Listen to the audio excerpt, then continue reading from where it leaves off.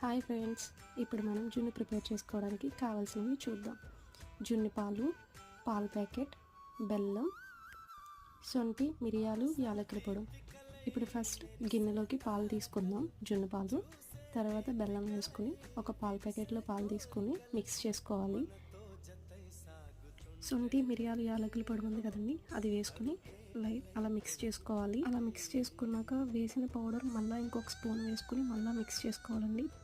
బెల్లం అంతా కరిగే వరకు అలా మిక్స్ చేసుకోవాలండి.